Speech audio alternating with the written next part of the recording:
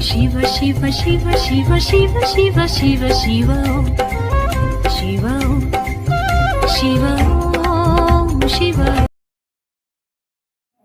அனைவருக்கும் நன்றி. இந்த ஜோதிடத்துறையில் இன்றைக்கி இந்த அளவு நம்ம வளர்ச்சி அடைஞ்சிருக்கோம் அப்படின்னா அதுக்கு மிக மிக முக்கியமான காரணம் இந்த யூடியூப்.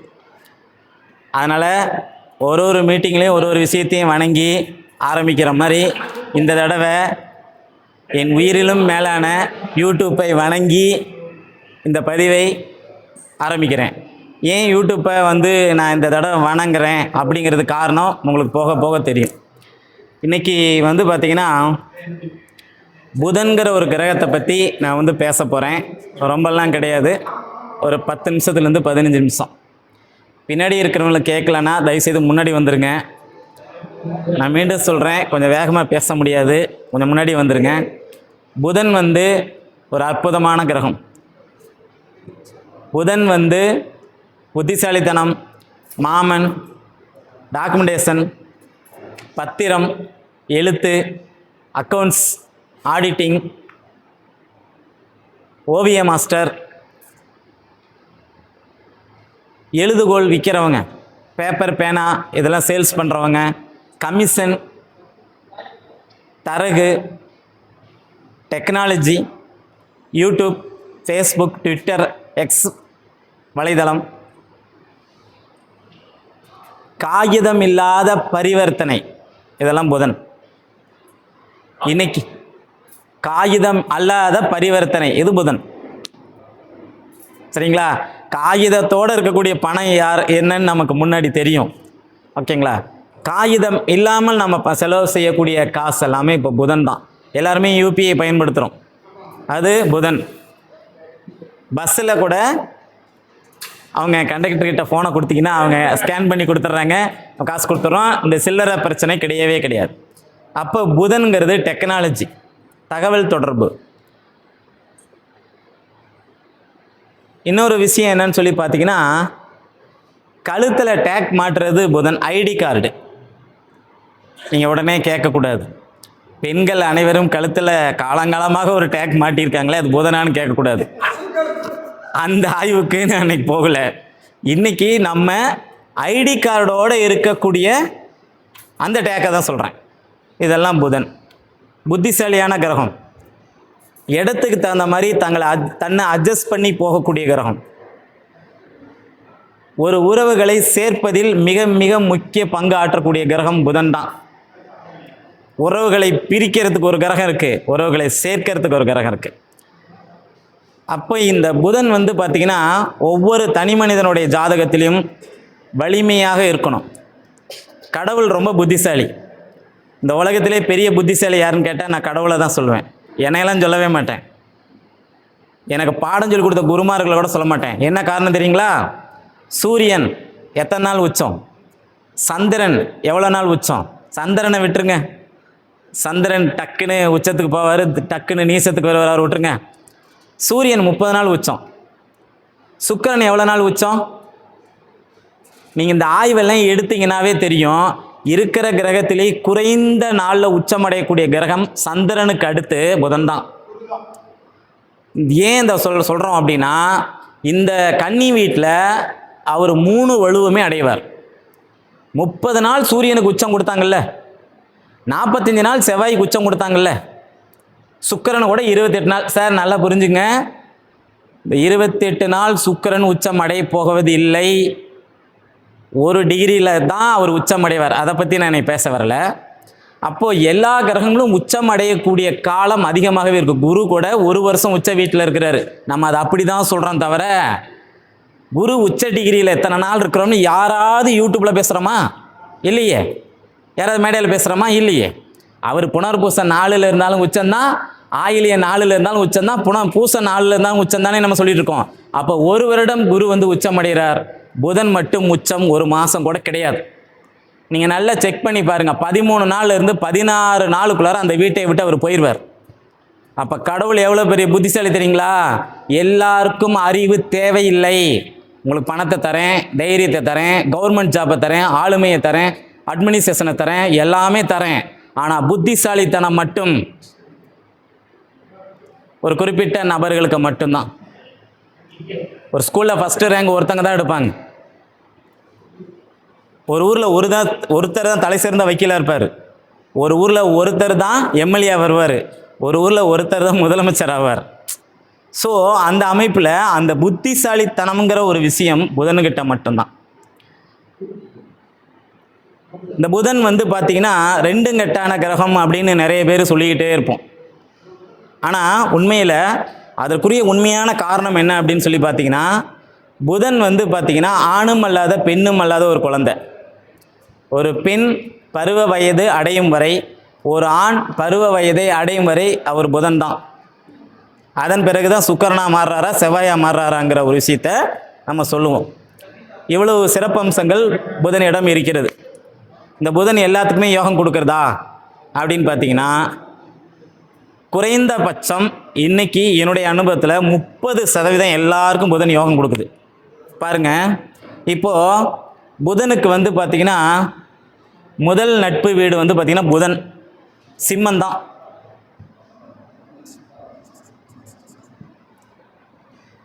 அவர் வந்து கண்ணில் உச்சம் அடைகிறதும் மூலத்திரியோணம் அடைகிறதும், அங்கேயே இன்னொரு அமைப்பு இருக்குது.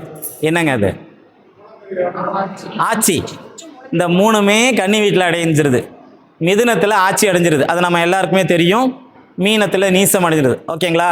சரி, அதுக்கு அடுத்தது அவருக்கு ரொம்ப பிடிச்ச வீடு சிம்மம் தான். இந்த சிம்மத்தில் தனித்த புதன் அவர் மகத்தில் இருக்கலாம், பூரத்தில் இருக்கலாம், உத்தரத்தில் கூட இருக்கலாம்.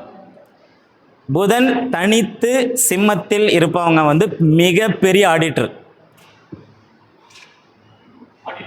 மிகப்பெரிய ஆடிட்டர். தமிழ்நாட்டில் முக்கிய நகரங்களில் இருக்கக்கூடிய ஆடிட்டரில் ஒரு 100 பேரை கணக்கு எடுத்திங்கன்னா ஒரு 50 பேர் அவர்கிட்ட படித்தவங்களா இருப்பாங்க. அந்த அளவு வலிமை பெற்ற கிரகம் புதன். இந்த சிம்மத்தில் புதன் இருந்துட்டாவே நம்ம தங்கப்பாண்டியன் ஐயாவுடைய விதி எல்லாருக்குமே பொருந்தி வருது. ஒரு ஜாதகத்தை 2 முறை எழுதியிருப்போம். ஒரு ஜாதகர்கிட்ட ஒரு முறை போய் ஜாதகம் பார்த்தா நமக்கு திருப்தி அடையாது, 2வது முறையும் அவர்கிட்டே போவோம்.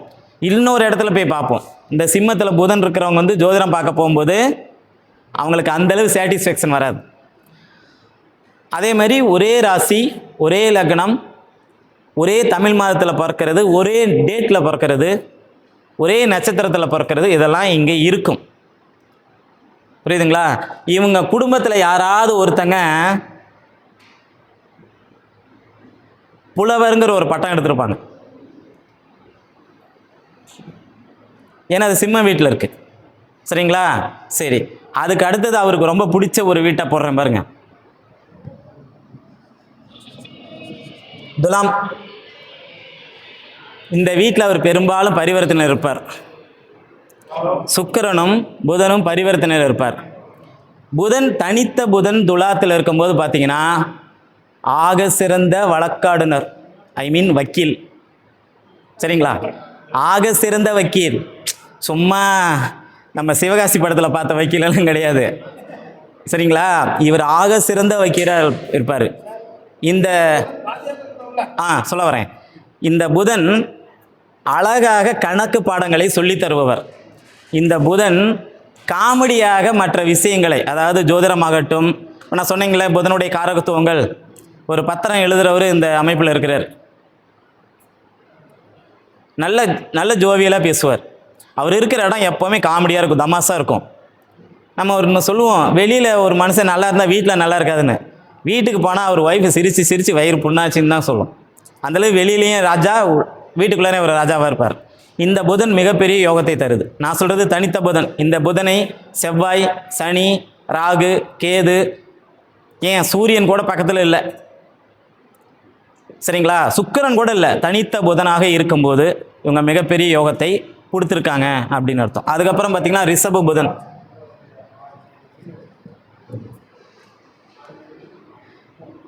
எனக்கு ஜோதிடம் வருமா நிறைய பேர் கேட்குறாங்க இல்லைங்க. இந்த அமைப்பு இருக்கிறவங்களுக்கு கட்டாயம் வரும். புதன் ரிஷபத்தில் இருக்கும்போது மனைவியால் யோகம், சொந்த வாக்கால் யோகம். நம்ம ஜீவானே சொல்கிற மாதிரி துலாத்திலையும் ரிஷபத்திலையும் புதன் தனித்து இருக்கும்போது நல்ல ஆக சிறந்த ஆசிரியராக இருப்பாங்க. பொது வாழ்க்கையில் அக்கறை உள்ளவங்களாக இருப்பாங்க. நான் போன மீட்டிங்கில் சொல்ல மாதிரி கடகம் மட்டும் பொது வாழ்வில் அக்கறை கிடையாது, மற்ற கிரகங்களும் அந்த வேலையை செய்கிறது. அப்போது இந்த ரிஷப வீட்டில் புதன் இருக்கும்போது உங்களுக்கு பொருளாதாரத்தில் மிகப்பெரிய உயர்வை தருது, மனைவியால் மிகப்பெரிய அந்தஸ்தை தருது, வாகன சுகங்களை தருது. ஒரு ஒரு குறிப்பிட்ட காலத்துக்கு முன்னாடி பார்த்தீங்கன்னா வீட்டில் ஆடு மாடெல்லாம் வச்சு வளர்ப்பாங்க. ஆடு கிடையாது, மாடு அந்த மாதிரி பெட் அனிமல்ஸ் எல்லாம் வச்சு வளர்க்கும் போது அவங்களுக்கு அது நல்ல யோக அமைப்பு கொடுக்குது. இந்த வீட்டில் புதன் இருந்து ஒருத்தர் இன்னைக்கு 2026 நம்ம பகுதியில் மிகப்பெரிய மாட்டுப்பண்ணை வச்சிருக்கிறார். அது நல்ல ஒரு சிறந்த யோகமாக இருக்குது. அவங்க வீட்டு பெண் குழந்தைங்க நீட்டில் பாஸ் பண்ணியிருக்கு இந்த அமைப்பு உள்ளவர். நீட்டுக்கான கிரகம் மருத்துவத்துக்கான கிரகம் செவ்வாய், அது வேற விஷயம். ஆனால் போட்டித் தேர்வுக்கான அமைப்பு 6ஆம் இடம், காலசக்கரத்துக்கு அவர் 6ஆம் அதிபதி தானே, 2ல் தானே உட்காந்துருக்கிறாரு. எல்லாத்துக்குமே ஜோதிடத்தில் கனெக்டிங் இருந்துக்கிட்டே இருக்கும். நம்ம தான் அந்த கனெக்டிங் கரெக்டாக பார்க்கணும். மொத்தம் 3 வீட்டை பார்த்தாச்சுங்களா? அதுக்கு அடுத்தது அவருடைய சொந்த வீட்டை பார்ப்போம்.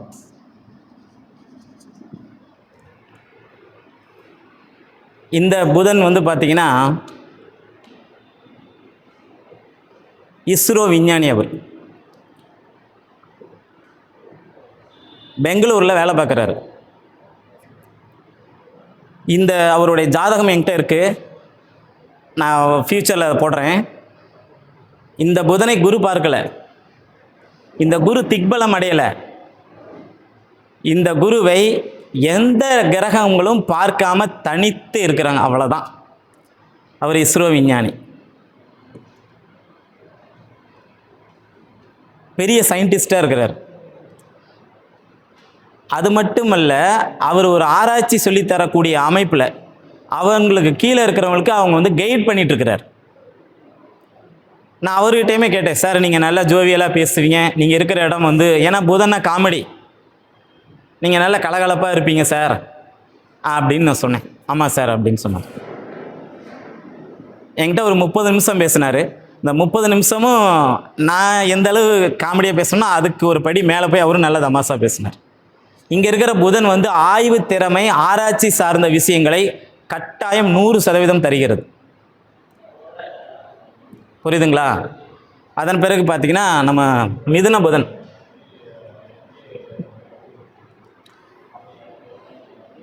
இது கால்குலேஷன் போடும். அண்ணாமலையில் ராதாரவி போடுவார் இல்லைங்க, குழந்தைங்க போடுறது மனக்கணக்கு, நம்ம போடுறது ஜோதிட கணக்கு, நிறைய கணக்கு இருக்குது பார்த்தீங்களா? இது நிறைய கணக்கு போடும். ப்ளஸ் எது மைனஸ் எதுன்னு யோசனை பண்ணிக்கிட்டே இருக்கும். எனக்கு பாடம் சொல்லி கொடுத்த ஒரு ஆசிரியர், 2 ஆசிரியர், ஒருத்தர் இப்போ நலமுடன் இருக்கிறார், ஒருத்தர் தெய்வ திரு ஆகிட்டார். நலமுடன் இருக்கக்கூடிய ஆசிரியருக்கு புதன் இந்த வீட்டில் மிதுனத்தில், அவருக்கு திருமணம் லேட்டு. அவங்க பையன் இன்னைக்கு சயின்டிஸ்ட்டு. அவர் கணக்கில் பார்த்தீங்கன்னா PhD 1999 நீங்கள் எந்த நோட்ஸாக இருந்தாலும், இல்லை நம்ம முசிறியில் தான் இருக்கிறாரு, நீங்கள் எந்த நோட்ஸாக இருந்தாலும் சரி, நீங்கள் எந்த தியரம் எந்த ப்ராப்ளமாக இருந்தாலும் மேக்ஸை நீங்கள் சொன்னாவே போதும். இதுக்கு MSc M.Ed தான் முடித்தார், PhD படித்தார், MPhilலாம் அவர் படிக்கலை. அப்படியே அந்த கணக்கத்தை அப்படியே கூட ஸ்டெப் பை ஸ்டெப்பாக போடுவார், அழகாக இருக்கும். இன்றைக்கி ஜோதிடத்துக்கு நான் 12 பாவமும் சொல்லி பலன் எடுக்கிறேன் அப்படின்னா அவருடைய பங்களிப்புலாம் மிகப்பெரிய விஷயம். அவர் கேட்பார், என் கிளாஸில் யார் டியூஷன் போகிறீங்க அப்படிம்பாரு. நம்ம ஏந்திரிச்சு நான் தான் அப்படின்னா, உனக்கு நான் எந்த வகையில் குறைச்சல் வச்சுருக்கேன், நீங்கள் ஏன் வெளியில் டியூஷன் போகிறீங்கன்னு கேட்பார். உனக்கு புரியலையா, வெயிட் பண்ணு, கிளாஸ் முடிச்சதுக்கப்புறம் நானே எடுக்கிறேன் அப்படிம்பார். எனக்கு தெரிஞ்சு எனக்கு சொல்லிக் கொடுத்த ஆசிரியர்களே மிகவும் நான் மதிக்கக்கூடிய ஆசிரியர் இவர் தான். மிதுனத்தில் தனித்த புதன் இருக்கும்போது இந்த இன்னொரு கல்லூரி பேராசிரியர்னு சொன்னேன் பார்த்தீங்களா, அவருக்கு உச்சம் புதன் தனித்து. அவர் தனுசு லக்னம், 10ல் புதன் உச்சம், கேந்திராதிபதி தோஷம். 10ஆம் இடங்கிறது பார்த்தீங்கன்னா கர்மஸ்தான புத்திரன். அவர் கணிதத்துறையில் மிகப்பெரிய ஜாம்பவான். ஆனால் அவர் பையன் அந்த அளவு இல்லை. 10ஆம் இடங்கிறது கர்மபுத்திரன். ஜோதிடத்தில் ஒரு பாவகம் வலிமை பெரும்பும்போது இன்னொரு விஷயம் செய்யாது. எப்போ நீங்கள் மனைவி கிட்ட நெருங்குறீங்களோ அப்போவே அம்மாவை விட்டு தூரமாக போகிறீங்கன்னு அர்த்தம். எப்போ நீங்கள் அம்மா கிட்ட நெருங்குறீங்களோ மனைவியை விட்டு தூர போகிறீங்கன்னு அர்த்தம். ஏன்? நீங்கள் தானே ஏன் இந்த பக்கம் போனால் இந்த பக்கம் போக முடியல, ஏன் இந்த பக்கம் போனால் இந்த பக்கம் போக முடியல? அதே மாதிரி தான் கிரகங்கள். ஆச்சுங்களா? சரி. அதுக்கப்புறம் பார்த்தீங்கன்னா தனுசு புதன் இருக்கு சார், இருக்கு. கேப் எல்லாம் நிரப்புறேன் சார். தனுசு புதன். இந்த தனுசுல புதன் இருக்கும் போகும்போது பார்த்தீங்கன்னா இவங்களோட பேச்சு ரொம்ப சாந்தமாக இருக்கும். இவங்களுக்கு நல்லபடியான ஜோதிடம் வரும். கணக்கில் 100 மார்க் வாங்குவாங்க. கணிதம் சார்ந்த விஷயத்தில் ஒரு ஆழ்ந்த ஒரு ஞானம் இருக்கும். பார்த்த உடனே ஜோதிடத்துக்கு பலன் சொல்லக்கூடிய அமைப்பு இருக்கும். ஒரு கணித ஆசிரியராக இருக்காங்க, ஒரு சயின்டிஸ்டாக இருக்கிறாங்க அப்படின்னா இந்த 2 வீடுகளில் இருக்கக்கூடிய புதன் ஓகே ஃபைன் நல்லது. பட் இந்த வீட்டில் இருக்கக்கூடிய புதன் அதுக்கு சப்போர்ட் பண்ணும். இப்போ நான் சொன்னேன் இல்லைங்க, ஒருத்தருக்கு வந்து பார்த்தீங்கன்னா சயின்டிஸ்டாக இருக்கிறாரு அப்படின்னு நான் சொன்னேன். பார்த்தீங்களா என்ன சொன்னேன்? எந்த பாவத்தில் இருக்கும்போது சொன்னேன்? எல்லாம் தூங்குறீங்களா முடிச்சிருக்கீங்களா செக் பண்ணிடலாம். கன்னி வீட்டில் இருக்கும்போது சொன்னானா, இவங்களுக்கு அசிஸ்டண்ட் ஒருத்தருடைய ஜாதகத்தை கேட்டேன். அவங்க ஜாதகத்தில் தனுசுல புதன். எனக்கு அவர் தாங்க சார் அசிஸ்டண்ட்டு, எனக்கு நான் என்ன நினைக்கிறேனோ அதை எடுத்து கொடுப்பாரு அப்படின்னு. பாரதி ராஜா மிக ஃபேமஸான டைரக்டர் தாங்க சார், நான் மறுக்கல. ஆனால் அவர்கிட்ட எத்தனை பேர் இருந்தாங்க தெரியுங்களா? மணிவண்ணன் சார் இருந்தார், பாக்யராஜ் சார் இருந்தார், நம்ம இவர் மனோபாலா சார் இருந்தார், சித்ரா ராமு இருந்தார். அத்தனை இயக்குனர்கள் இணை இயக்குனர் போட்டிருக்காங்க. பாரதி ராஜா கிட்ட ஒரு ஸ்பெஷல் என்ன அப்படின்னு சொல்லி பார்த்தீங்கன்னா, எதையுமே வீட்டிலேருந்து எழுதிட்டு வரக்கூடாது. இப்போ நாமக்கல்ல ஷூட்டிங்னா இங்கே வந்து உட்காரு இங்கே எழுதும்பார் அவர். ஆனால் இந்த இடத்துல நாடோடிகள் படம் ஷூட்டிங் பண்ணாங்க, அவங்க வீட்லேயே எல்லாத்தையும் டிசைட் பண்ணிட்டு வந்து இங்கே வந்து ஷூட் மட்டும் தான் வச்சாங்க. ஆனால் அவர் அப்படி இல்லை. பாரதி ராஜா ஒரு ஆக சிறந்த இயக்குனராக இருந்திருக்கிறாங்கன்னா அவங்களுக்கு பக்க பலமாக இருக்கக்கூடிய அத்தனை இயக்குனரும் சூப்பரான இயக்குனர். மணிவண்ணன் சாதாரண இயக்குனரா சொல்லுங்க பார்ப்போம். அதே மாதிரி நம்ம பாக்யராஜ் இந்தியாவிலே நம்பர் 1 ஸ்க்ரீன் பிளேஸ் அவர் தான். அவர் மிதுன ராசி தான், அவருக்கு 2 வைஃப் தான். அப்போது தனுசில் புதன் இருக்கும்போது என்ன ஆகும் அப்படின்னா, நீங்கள் எந்த துறையை சார்ந்து இருக்கிறீர்களோ அதில் உங்களுக்கு ஒரு நல்ல ஞானம், நல்ல பொருளாதாரம், உங்களுக்கு ஆதிபத்தியத்துக்கு புதன் என்ன ஆதிபத்தியம் வருகிறாரோ அந்த ஆதிபத்தியத்துக்கு தகுந்த அமைப்பு இங்கே மிக நல்லபடியாக நடக்கும்னு அர்த்தம். ஆனால் இந்த 2 வீட்டுக்கும் இந்த 5 வீட்டுக்கும் ஒரு பலன்.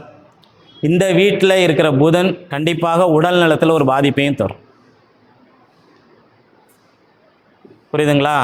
புதன்னா நரம்பு, புதன்னா நுரையீரல், சரிங்களா? இதில் ஒரு பாதிப்பையும் தரும், எச்சரிக்கை. சரி, இங்கே இந்த வீட்டில் புதன் நீசம் சார், இவருக்கு படிப்பு வராது சார், படித்த படிப்பால் ஒரு யோகம் இருக்காது. ஆனால் நல்லா புரிஞ்சுங்க, பல டிகிரியை உருவாக்குவார். இந்த புதன் ரெக்கார்டாக போய் போர்டு சர்டிஃபிகேட் மட்டும்தான் வாங்காது. நான் 10th pass, +2 pass, degree pass அப்படின்லாம் வாங்காது. ஆனால் பல டிகிரிகளை உருவாக்கும். தங்கப்பாண்டியன் ஐயா சொல்லுவார், நான் படித்தது 8, என்கிட்ட வந்து ஜாதகம் பார்க்குறது B.Ed உங்களுக்கு ஞாபகம் இருக்கும்னு நினைக்கிறேன். அந்த மாதிரி இந்த புதன் உங்களை இயக்கும். இந்த புதன் தாய்மாமன் வகையில் ஒரு பிரச்சனையை கொடுத்துரும். தாய்மாமன் இருந்துக்கிட்டே இருப்பார், இல்லாட்டி இல்லாமல் இருப்பார். மாமனுக்கும் அந்த குழந்தைக்கும் எந்த வகையிலையும் தொடர்பு இருக்குது அந்த இருக்காது. குழந்தைகிட்ட தாய்மாமனை பற்றி கேட்டாவே கோபம் வரும். இந்த மாதிரி அமைப்புகள் இங்கே சொல்லலாம். அதன் பிறகு மகரத்தில் இருக்கக்கூடிய புதன், இந்த மகர புதன் வந்து பார்த்தீங்க அப்படின்னா உங்களுடைய வாழ்க்கையில் என்ன நீங்கள் உழைச்சாலும், என்ன நீங்கள் புத்திசாலித்தனமாக இருந்தாலும், உங்களுடைய ப்ரெசன்டேஷன் எந்த அமைப்பு நீங்கள் கொடுத்தாலும் அதற்குரிய அங்கீகாரம் உங்களுடைய வாழ்க்கையில் குறைவாக கிடைக்கும். கிடைக்கவே கிடைக்காதுன்னு சொல்லலை, குறைவாக கிடைக்கும். இந்த புதன் உங்களுக்கு உழைப்பை தான் தரும், வேலையில் ஒரு நல்ல மனிதன் பேராக தான் தரும், தவிர பொருளாதாரத்தை சற்று குறைத்து தரும். உங்களுடைய பொருளாதார வளர்ச்சியாகட்டும், உங்களுடைய குடும்ப வளர்ச்சியாகட்டும், சொத்து வாங்கிறதாக இருக்கட்டும், இதெல்லாம் இங்கே இருக்கக்கூடிய தனித்த புதன் ஓரளவுக்கு கண்டிப்பாக நன்மை செய்யும். ஒரு சில பேர் சொல்லுவாங்க, சார் 74வது ஃப்ளாட் என்னது சார், 75 என்னது தான் சார், 2 ஃப்ளாட் சேர்த்து வாங்கியிருக்கேன்னு சொல்லுவாங்க தெரியுங்களா. அது இந்த மகர புதனுக்கும் பொருந்தும், கும்பத்தில் இருக்கக்கூடிய புதனுக்கும் பொருந்தும்.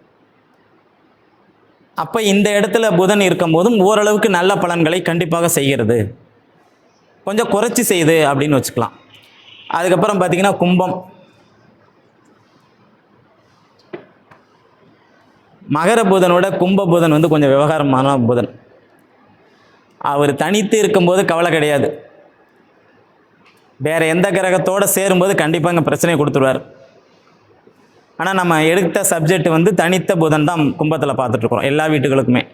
அப்போ கும்பத்தில் புதன் இருக்கும்போது பார்த்தீங்கன்னா உங்களுடைய வாழ்நாள் நிச்சயமாக ஒரு நாள் உயர்வை நோக்கி போகும். உறவுகள்கிட்ட இருந்து பிரித்து வச்சிரும். குறிப்பாக அப்பாவுடைய சித்தப்பா வகைராவோட நமக்கு பெரிய அண்டர்ஸ்டாண்டிங் இருக்காது.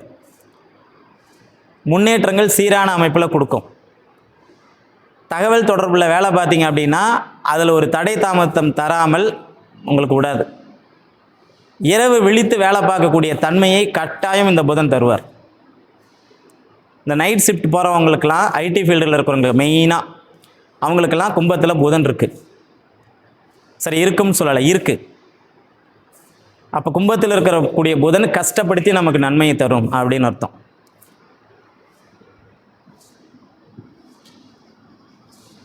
அதுக்கப்புறம் விருச்சிக புதன். இந்த போலீஸில் சைபர் கிரைம்னு ஒரு டிபார்ட்மெண்ட் இருக்குது.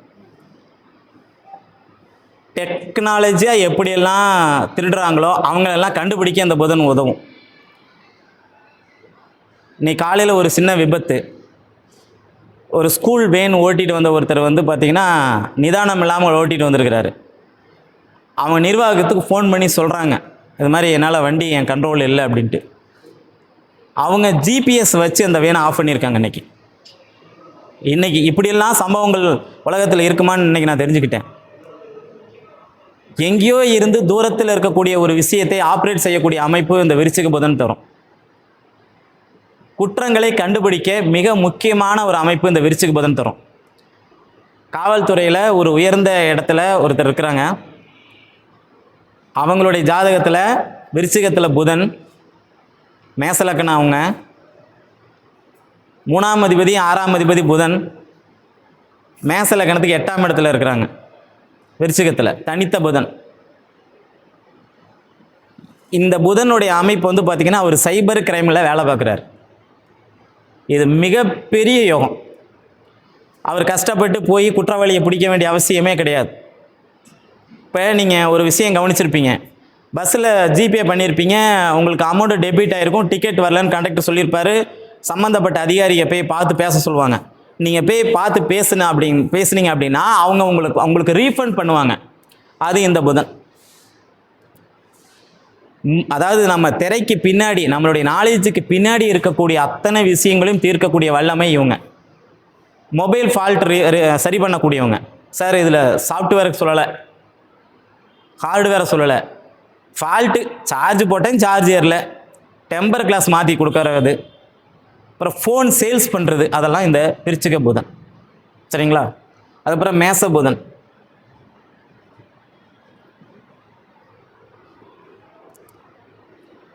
இந்த புதன் வந்து பார்த்திங்கன்னா ரொம்ப தனித்துவமான புதன். எல்லாத்தையும் கொடுக்கும், எல்லா வகையான யோகா அமைப்புகளையும் கொடுக்கும். ஆனால் எப்படி கொடுத்துச்சோ அப்படியே எல்லாத்தையும் எடுத்துரும். மேசத்தில் புதன் இருக்கும்போது பார்த்திங்கன்னா தலையில் நரம்பு சார்ந்த பிரச்சனை ஒருத்தருக்கு வந்திருக்கு. நரம்பு சார்ந்த பிரச்சனை வந்திருக்கு. இதே புதன் மட்டும் மேசத்தில் இருக்கும்போது மூத்தவருக்கு உடல்நிலை சரியில்லாமல் போய் ஒரு பிரச்சனைக்குரிய மனிதனாக மாறின அமைப்பு இருந்திருக்கு.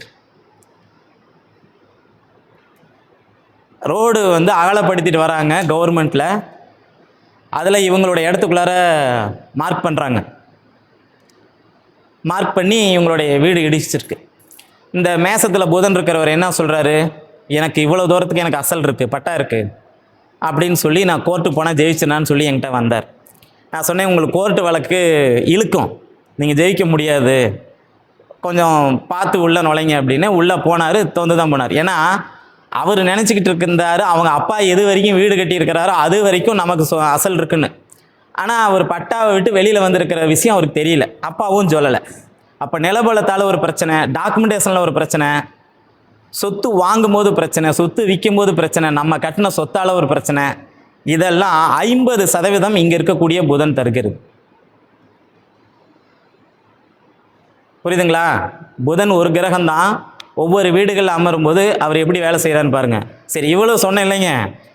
இந்த மேசத்தில் புதன் இருந்த ஒருத்தர் ஒரு விஷயத்தை தெளிவாக அனலைஸ் பண்ணிடுவார்.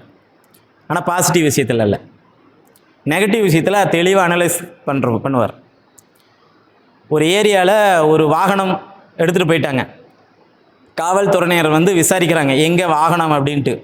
கரெக்டாக சொல்கிறாரு அப்படின்ட்டு கையை மட்டும் தான் கட்டுறாரு. ஏன்னா இந்த மேசபுதன் அதிகம் பேசாது அப்படிங்கிறாரு. அந்த வீட்டில் இருக்கிற ஆளை தூக்கிட்டு போய் வச்சு விசாரித்தா அவன் தான் குற்றவாளி. புரியுதுங்களா? அந்த புதன் மேசத்தில் இருக்கிறது.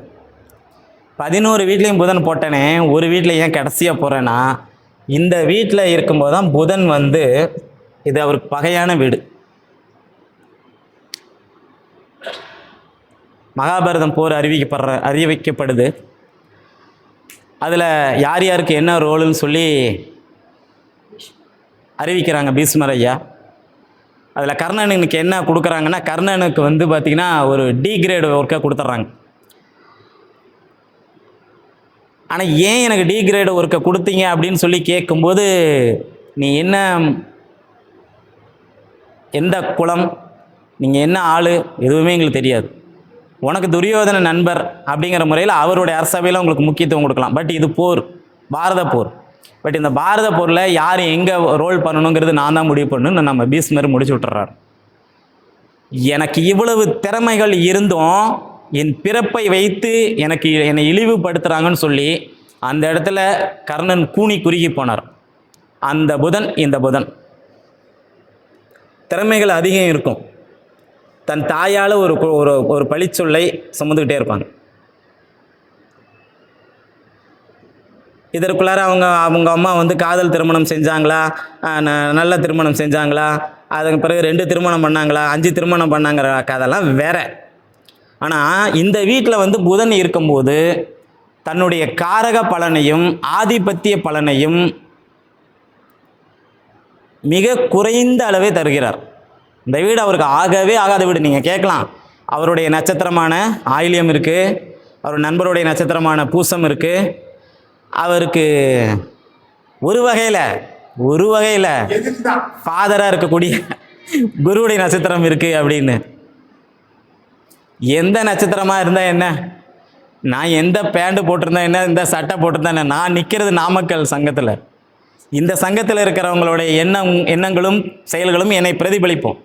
இப்போ நம்ம சக்தி சார்கிட்ட பேசுகிறேன்னா அவருடைய பாயிண்ட் என்கிட்ட அப்படியே ரெஃப்ளெக்ஷன் ஆகும்.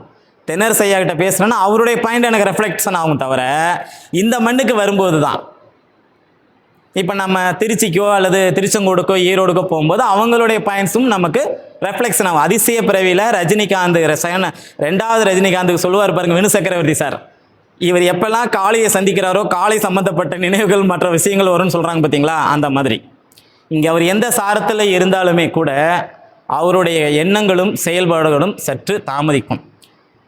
இந்த இடத்துல புதன் இருந்து ஒருத்தர் பத்திரப்பதிவு முடிக்கிறார்.